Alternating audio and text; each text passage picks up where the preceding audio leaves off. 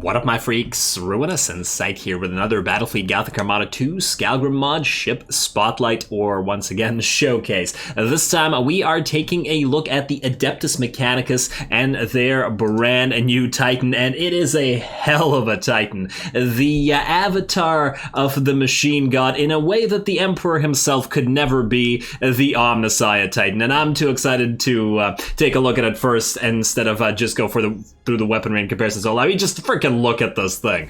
It is absolutely magnificent. Model-wise, I think it's once again one of my favorite ships thus far. It looks really, really good. It's cohesive. It's not way too thin. It absolutely does not look like it'll collapse upon being rammed. It is just... It still maintains that floating factory feel, I feel, that the Fabricator Arc Dominus has, because it's a little bit more industrial looking, and I think they both work like that, and I really like that sort of thing for the Adeptus Mechanicus. It really does work, but in general, absolutely magnificent. I don't have enough words to describe how much I like the ship. I really like the, okay, can't really see it because it's so big it doesn't really fit in the screen. I really like the upside down cogwheel icons over here on the, well, I don't know what to call these things, wings. This rear portion of the thing. Oh, and I guess, would they have them on the underside as well? Yeah, we'll take a look more at it when we're in the actual, combat thing, though. But damn. It just looks real swell. I think it might be the best looking of all of the gigantic titans, i.e. including the Throne of the Silent King and the Abyss and the Imperator Somnium. This thing, in terms of appearance, is on par with the Lux Imperator, or maybe even better. Just an absolutely incredible model. Yeah, all right, enough gushing about how good it looks. Let's analyze it real quickly and then take it out for a spin. So we'll go back to Fleet Builder for a few seconds, just for a few quick comparisons. First of all, it is an Adeptus Mechanicus Titan, which means it has an absolutely massive amount of shield. This does give you a good reason to take various shield upgrades, as you can when you're picking an Admiral for this sort of thing, like the armor for the shields and the supercharged shield generator. You get more and more value out of that as you get an insane amount of shield. This amount of shield, however, is about on par with the other Mechanicus ships. The regular Arc Mechanicus, coming in at only 230, does have 2,000 shield itself, and the Fabricator Arc Dominus, conversely, has 3,000. Speaking of comparison with the Fabricator Arc Dominus, the OMNISSIAH Titan is a lot less, well, not a lot, but it is less armored, coming in at 67 all around, as opposed to the 75, 67. Now, this does make sense. Even though it is a bigger ship, it is a much more long-range focused ship, and yes, it does have some very close-range weaponry in case the enemy does come close, but primarily it is an extremely lance-heavy carrier that is meant to stay at maximum range. Fabricator Arc Dominus, on the other hand, is a long to mid-range combatant, as it does have a lot of those heavy plasma macro batteries, which obviously don't hit very well at long range, so it wants to keep it mid-range, and thus it does need more armor than the OMNISSIAH Titan does. This, of course, does make the OMNISSIAH Titan a little bit more vulnerable in close combat, but since it is a long-range ship, you're probably not wanting it to be in close combat anyway. But then again, we still have the insane amount of HP and shield that this thing offers. 1,400 points. It can't even fit in a regular fleet, just like the other bigger Titans. You have to have a massive fleet in order to actually try it out. Also, similarly to the Fabricator Arc Dominus, it does have the 18,000 identification range. Pretty sensible. I mean, you gotta have that when you have a ship like this that's massive, that is the absolute flagship and can definitely take care of itself because it has launch base, so therefore it may not even need or necessarily have supporting ships. It probably does want some, like you probably do want some Spartans or something together with it in order to take up some of the hits if you're facing off against something like the Tyranids or the Orcs or a close combat oriented fleet from various other factions, but in general, overall, it does look like it can take care of itself, and we are going to try it out with a single ship fleet at that. Otherwise, let's see what we are looking at here. Well, the bravery and the boarding damage all make sense in terms of its point value, but it is higher in all of those regards than the Fabricator Arc Dominus. It also does have "and they shall know no fear," unlike the Fabricator Arc, which only has the Unbreakable trait. Still less likely to break, certainly, but this thing will not break, period, until it dies, which makes sense. I mean, the Admech would probably fight to the death to keep a holy relic like this afloat, wouldn't they? Anything else we need to take a look at here? The speed is actually reasonably fast at 160 speed, pretty standard for various Imperial Navy and Adeptus Mechanicus ships. They all tend to run at 160, and that is making it faster than the Fabricator Arc Dominus, which is incredibly slow for what it does, allowing this thing to reposition, maybe even kite a little bit, depending on what enemy fleet you're facing. Well, that's a pretty interesting idea for a ship this big, and especially it allows you to get more mileage out of the amount of shields you have, because especially, as I said, with all those upgrades that you can get to maximize the use of that shield even further, the speed allows you to maintain a little bit more distance, which even further increases that. It all works nicely together in that regard. All right, let's get back to the actual ship briefly. And now I've lost what I was going to say, because that's how magnificent the damn thing looks. Alrighty, let's take a look at the weaponry that it's got. Everything else doesn't really... well, it does have good troop efficiency, so it is not really intent on boarding you. But to be fair, once again, it's a long-range ship. It's ideally not going to be in range or close enough to actually board the enemy, so that's not necessarily a horrible thing to have. Even though I do feel like aboard a ship like this, the Admech would have like the elitist of the elite troops just to protect it. On the other hand, a ship of this size would need such a huge crew complement that the elite troops would probably only make up a tiny fraction of the amount of troops that a ship like this could output. So it does make sense that their troop capacity wouldn't be like crazy good, right? It would probably have a lot more battle servitors and regular servitors and all that sort of stuff by a huge margin than more elite units. Anyway, let's take once again a look at the weapons. It does have the regular, well, single Nova Cannon, but all the elite Admech ships do, or hyper elite in this particular case, so that does make sense. Get a good use of it if you're using an Eye of the OMNISSIAH and keep this thing once again kiting. I think that's probably more valuable than the actual damage that the regular Nova Cannon can output, just because we can do a lot of damage with our regular weaponry. We also have 3 lance turrets, getting a little bit of extra damage for the front-firing weaponry in case this thing needs to close the gap for whatever reason. And just jumping forward a little bit, it does have 4 heavy lance artilleries for the same sort of reason. Now, they each do 205 damage every 20 seconds, but that is probably not... Yeah, that's nowhere near the kind of damage output, I don't think, that the heavy lance battery weapons would be able to output. I probably should have tried to calculate this in advance, but I'm hoping I'm correct in this regard.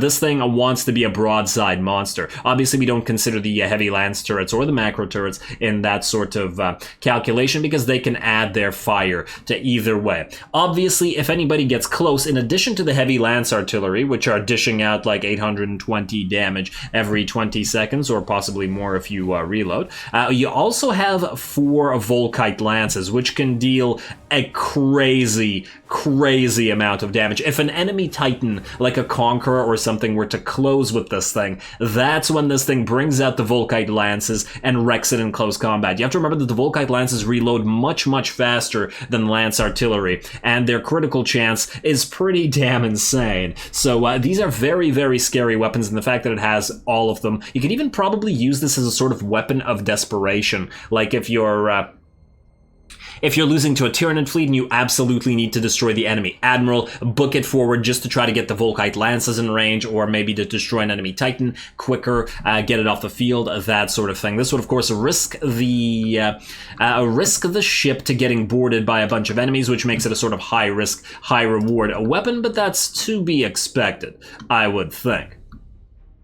Yeah. Can't really imagine sending this thing into a suicidal charge, but if you need to, you need to.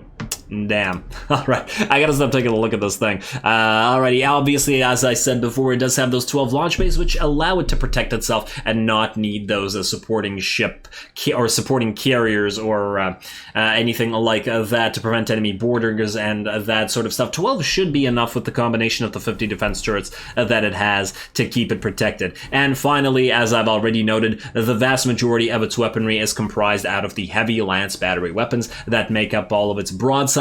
It's a pretty crazy amount of weapons. Now, unlike most close combat ships, broadside lance ships do spend pretty much most battles on the other side, like on one side, broadside firing. The advantage, as I've noted before in various episodes, of broadside ships as opposed to prow weaponry ships is that broadside ships can double their firepower if you manage to get into an enemy fleet. This is what makes even tiny ships like Avengers or like Exorcists or like renders and stuff, or repulsives, things that can get close, but because of their macros are very, very likely to get close, and in the midst of the fleet, like the wolves among the sheep there, start firing in both directions, absolutely obliterating enemy fleets. This thing, less likely to do that unless you want to be playing really, really risky with it, but it's still certainly an option, and is still a crazy amount of firepower to bring for a broadside. Anyway, that's about it for the first little analysis for the ship. I'm going to take it into two battles, I think.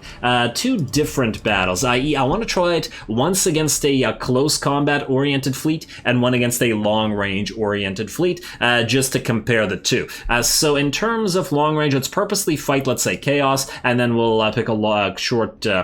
maybe Tyranids specifically. It'll be very hard to fight the Tyranids with this thing. Yeah, let's go to Chaos and Tyranids. Try it. Yeah, starting with Chaos, 1400, so it'll be even. That's the only ship we're bringing. Probably would be nice to bring a couple of escorts, but we'll see how we can do without it. Now, I didn't really talk about the upgrades except in passing here. We took the plus 25 armor to shields upgrade because obviously, as I was talking about it earlier, this is very, very beneficial for a ship with a massive amount of shields, as it increases the effective HP and the effective shield HP that the ship has in general. Just look at this thing, man. Oh, I can't get enough of this one. Oh, man, and that is a lot of engines. I do find that a lot of the ships almost look like they don't have enough engines to propel, or rather, not to propel, but rather to accelerate a mass as large as some of the ships, but this looks like plenty of engines. This is an amazing design. Absolutely amazing design.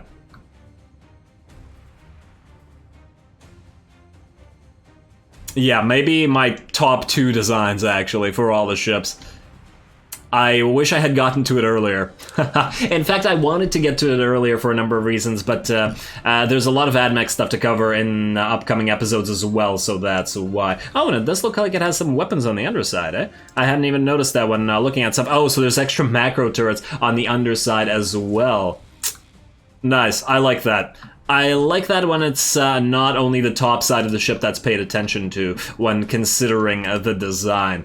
Damn, this thing's a beauty. Alrighty, the other 2 upgrades, we obviously got the Orin pattern weaponries because we want to max out the ranges of the various things that we have. You are going to go into Lockon as well. And the Lockon does help with the Volkite Lance, it looks like. Oh, wait, does the Orin pattern weaponries help with the Volkite Lance as well? Because that's going to make it insane. I.e., might even make it worthwhile to close the distance just to be able to output the damage from the Volkite Lances.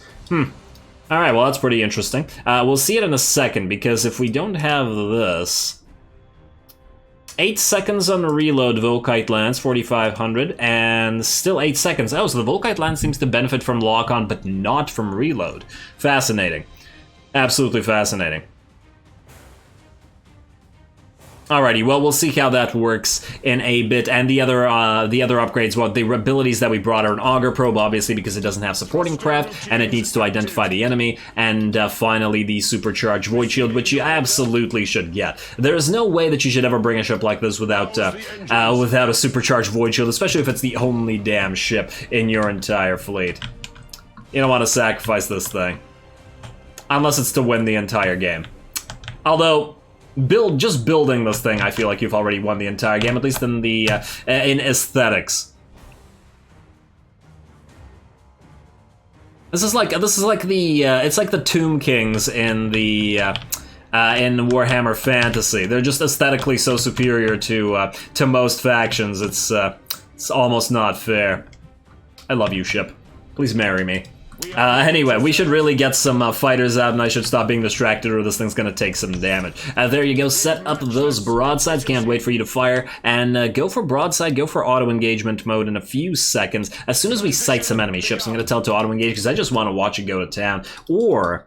wait, this thing has high energy turn? Are you kidding me? Oh, wow, okay, well that's really useful. That'll allow it to jig back and forth. This is a very, very useful addition to certain ships. In fact, I want to just quickly mention that. When you add high energy turn to bigger ships that have a massive amount of powerful broadsides, as well as a massive amount of crazy damaging prow weaponry, high energy turn allows you to do the jig where you dance back and forth, firing both those weapons as they reload. A lot of ships that have this sort of stuff aren't able to high energy turn because because they're too big and that sort of thing. But I guess this thing is so full of Dark Age of technology stuff that it is capable of doing crazy maneuvers. But yeah, that definitely bumps up its firepower quite considerably. So I do like that addition. Alright, and the reason I wanted to take a look at that is I wanted to get an Eye of the OMNISSIAH right there, stop the enemy fleet a bit, and then as soon as you're ready, turn and get your broadsides going. There we go. Alrighty, and we're not quite in range. Oh, yes, we are quite in range. Alrighty, let's speed it back, or slow it back down to normal. Don't have to wait for the enemy fleet to reach us, and then we're gonna hit you to auto-engage. We're gonna cancel your order and let you do your thing. Fortress of Death is coming at us. And, oh, it looks like you want to close. Oh, you're a render. Of course you want to close. Target you, #1 target. Let's see. Oh, Lance is coming in. Did not cripple your engines, unfortunately, but did hurt your weaponry. We could try to board this thing. Our shields, rather, are still completely fine, and this is really, this really worked out, didn't it? Oh, okay, that's the end of the Eye of the OMNISSIAH, and we won't have another one. You, stay away. Stay away. Okay, you know what? Maybe we move over here. I was tempted to say get away from the render a little bit. Oh, wait, did you guys come back, fighters? Yeah, go out. Oh, damn it. Were we able to protect ourselves from the enemy fighters? It looks like we were. Alright, shield is still looking pretty good. Render's following us, but it hasn't boarded us. Oh, hello, what do we have here? Oh, is that going to take down our shield? Let's see if we can get past it. We do have 160 speed, as I said earlier, with the power of the speed. We should be able to make it out of here because I think this doesn't count as a hit. Yeah, oh, and that was a stasis bomb. That was very dangerous. Alrighty, so you're gonna fire again, and let's supercharge our void shields now. We're supercharging them at 11 shield HP, so that prolongs the amount of HP we have. We haven't really taken much damage, about 900. Less than 1,000 damage is pretty good, and now we're recovering our shields back to full. Beautiful. And that's all that shield work that these guys sort of missed out on. And you just keep sort of turning and fighting them. Lovely. You gotta love watching this ship go to work. And I love the exchange of lances between the Chaos and the Admech here. The blue versus the red lances. Here we go, here we go. You are targeting this ship now. You know what, make you a #1 target. Let's try to cripple a specific ship. After this one is done, we'll target the despoiler, and oh, it looks like somebody's coming for us. That's not so good. Now, you know what, let's turn. Maybe what we could do here. Alright, and this is why that high energy turn is going to be useful. We're going to turn so we can fire our forward weaponry at the main fleet here, while firing our broadside weaponry at the render. And there's another ship over here. If we can identify that, that would help us out as well. Now you, I have the OMNISSIAH right there. Oh, damn, you're gonna get boarded or bombed. The fighters came back right as I started doing that. Unfortunate. Tremendously unfortunate. You can't go beyond the side to keep repairing, please. We got another stasis bomb, unfortunately, but there wasn't too much we could do about that other than me paying more attention. That was just not going to happen. Well, looks like the render actually got wrecked by the macro turret, surprisingly as it is. And yeah, this is what I was talking about, which is the ideal situation for us. We were able to get one broadside firing at you, one broadside firing at you, and then our prow weaponry firing over here. I don't think our Volkite lances are in range, but they're very, very close. If we could just get past this, we'd be able to start absolutely destroying the enemy fleet. You can get your shield back up and running, and we will need to repair you once again in a few seconds. This ship should be done fairly soon, but yeah, that stasis bomb really did hurt us. Alrighty, and then move it forward. Target the #1 ship as soon as those Volkite lances land. In fact, I think that this ship will be dead. There we go. Are those the Volkites? Well, that is in range. And another couple of shots should take this thing out. I wonder what... oh, we've lost 10% of our weaponry. Oh, and 40%. We need a lot of repairs here. Mostly, it seems that we've lost... well, I don't really care about the Nova Cannon so much anymore, but macro turrets 3 and heavy lance turrets. We're losing turrets, but none of our broadsides, which is fine. It's fine. And then let's... oh, we're going to lose our shields to a disruption bomb, aren't we? Huh. This is actually a really good matchup for the enemy. I just want to point that out. They brought two things that are really, really good against this particular ship that we have right here. I.e., they brought both the disruption bomb and the stasis bomb. I do like that. It definitely goes to show off the power of this thing. Alright, keep firing your prow weaponry as well. You gonna disruption bomb us again? 15 seconds until the supercharged void shield. And I don't think we need to move forward because the enemy admiral is dead. Soon you will be dead as well, and we will not lose half HP before the enemy is done for good. And yes, once again, we just got 2 shots of both of our broadsides going. This thing is so magnificent. Alrighty, and then there was one. What do we have left here in a Retaliator? Who's in mutiny and who decides that it does not want to fight this thing anymore. Beautiful. Alrighty, so that went pretty well, but now let's see how difficult it would be to take a force of Tyranids, which will probably be the most difficult matchup we have. It's probably a toss-up between the Tyranids and the Space Marines as to who we'd have the most difficult time fighting here. Anybody who wants to stay at range is probably going to get destroyed.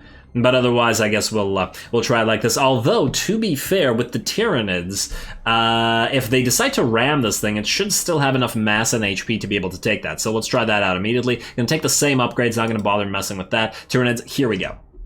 Let's see if we can maintain distance long enough to at least destroy a few of the bioforms, not get trapped in spore fields, which would be very, very dangerous for this sort of ship.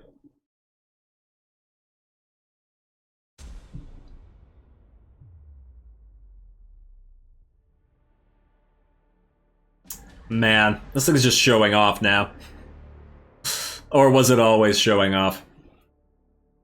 Yeah, once again, a lot of praise for the engines here. I like a good engine. Or 20. Alrighty, ooh, and this is a pretty cool system as well, but let's not get too distracted here. You're gonna go into Lockon, obviously, we'll ready up, and then we'll try to find the enemy. What do we have here? A Hive Ship Fiend. Unfortunately, we have and They Shall Know No Fear, and thus its Psychic Scream will not be able to do anything to us, but it does appear that the Hive Ship Fiend is the enemy Hive node, or whatever it's called. Synapse node. But it is not the Admiral because it doesn't have the yellow thing. Oh, or it carries the Synapse node, doesn't it? As well. I think that's the case. Regardless of the fact that the Admiral dies, I think this thing can't route. It also doesn't have a bravery bar, or whatever it's called. Machine spirit appeased. Alrighty, here we go. We found one little Tyranid ship. They're actually, interestingly enough, launching very few fighter craft, just these two.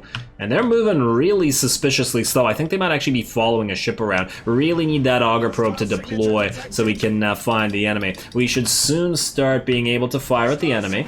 And we have found them. And alright, here we go. Another... oh, this fleet has the upgrade that doesn't allow these ships to route, doesn't it? It's for hive ships, or battleships, I don't remember. Still haven't found their admiral, though, interestingly enough. Receiving your We definitely don't want you to be the #1 target, because you're probably going to be very difficult to destroy, at least without us using our... rouse the without using our Volkite lances at range. Oh, hello, and finally the enemy is launching gargoyles at us. Let us launch a... hostile Let's launch an Eye of the OMNISSIAH right there. Well, launch an Eye of the OMNISSIAH. Fire an Eye of the OMNISSIAH. I don't know. Alright, keep doing that. Prevent it from getting near, and I think as soon as you're ready to go, go all ahead full. to fury. And get out of here. Don't get boarded. This is, that's what'll make this all very dangerous. Oh, and this thing was actually able to move past it. That's my bad. Still haven't found the enemy admiral either. Let's launch another auger probe preemptively right in this cloud. Maybe there's an admiral sitting there. And I'm tempted to go for another canticle of the OMNISSIAH just to keep kiting. Engage. There we go. And this is once again going to show how even a ship like this, with the amount of speed that the Fabricator Arc Dominus does not have, it can definitely still output a good amount of kiting capability. And oh, you're gonna ram us. We are going to get boarded, unfortunately, but there isn't really anything we could do about it. At least not at this point. Now the question is, ooh, you know what? We need to reorient ourselves. If we're being boarded already, we need to activate our Volkite lances. Right here, forward, please. Board you, fire broadsides at you, and then start with those Volkites. Yeah, okay, so what we will find out here is whether this thing can do battle at close combat, or at close range. Try to fire all those broadsides. #1 target on the enemy admiral, please, although we will still need to destroy the Hive Ship Fiend. We still do have a lot of HP, and it's not like we have 0 armor. 67 all across the board. It's not 50. Assault successful. Thanks for pointing that out, Ruinous. 67 is not 50. Nobody could have guessed otherwise. Oh, man. Man, the Hive Ship Fiend is huge, but this thing is huge as well, considering how big that Hive Ships are. Oh, and this is what I was talking about, getting trapped in those spore fields. Kind of dangerous. The enemy admiral, however, is nearly out of the picture, and we are still firing multiple weapons at various enemy ships. So the enemy is allowing us to do this. It's basically a race against time at this point, between our damage output and the boarding that we have. Now, I think we need to go Canticle of the OMNISSIAH and repair our generators, because we do want those shields. I do want to supercharge our Void Shields up as well, get those back up and running and full. We're not actually taking a lot of damage once again, but... oh, and our deck just got... our deck, unfortunately, did just get critted out, but so did their admiral. So now... we should start being able to feralize them. Nova Cannon shot right here, standard Nova Cannon shot. And keep getting those Volkite lances firing at the World Eater Hive Ship Fiend. It is at about half HP, but it is still very, very dangerous. We are still losing a lot of troops here. Come on, come on, come on. #1 target. #1 target. Our prow weaponry and our broadside weaponry are going to have a time of it. Let's say send out bombers. At this point, more troops will not really aid us very much. Our bombers fighting. Okay, we're at 47 capacity. It's very, very close. The Hive Ship Fiend is nearly dead, but so are our troops nearly out of the picture. All right, you move. And boarding is not going to help us here. Come on, come on. Okay, down goes the Hive Ship Fiend. We are at 34. This is going to be a photo finish. We might actually lose this. Oh, and we are taking a ton of damage now. Lovely. I did say this was going to be the most difficult matchup for it, and then push forward, push forward. It's, the damn enemy ship is in the way. Oh, this is really not so great for us. We want to fire those Volkite lances, ram this thing. We don't have the troop capacity to survive this much longer. Ram, ram, ram. I should have braced you. I didn't realize we were taking that much damage. You're very, very close. Pop those supercharged Void Shields. It's out of the picture, and now it's just these guys left. Yeah, ram us, please. You're in Feral Instinct. Come on. Oh, an absolute photo finish here. Oh, we're going to... we won that by 1 point. 1 point. We would have suffered one more assault action, and we would have lost. Damn. I really like it when you get a good battle going for one of these showcase battles as well, so I'm really happy with the way this turned out. All right, there you have it. The ideal sort of fight for this thing, and the less than ideal, or least ideal sort of fight for this thing that we could have had. Although the ideal fight once again did have that disruptor bomb to screw with our massive shielding and to screw with our to screw with our movement with that stasis bomb. Very, very close against the Tyranids, but it made it such a fun battle. I'm still smiling. I'm very happy with that. Hope you guys enjoyed that, but that is where I'm going to call this spotlight today. We will be continuing with various Adeptus Mechanicus ships the next few times, as there has been some reworks which are pretty interesting, and I do like the differentiation that they have provided with some of the cruisers that the AdMech got going, so stay tuned for that. Don't forget to leave a like and a comment for your friendly neighborhood algorithm. Wait, friendly neighborhood heretic? I'm not an algorithm. Or am I? I was the algorithm all along. And thanks for watching. Oh wait, but this is the OMNISSIAH Titan. So actually that kind of made sense. You know what? I'm happy with everything. Thanks for watching.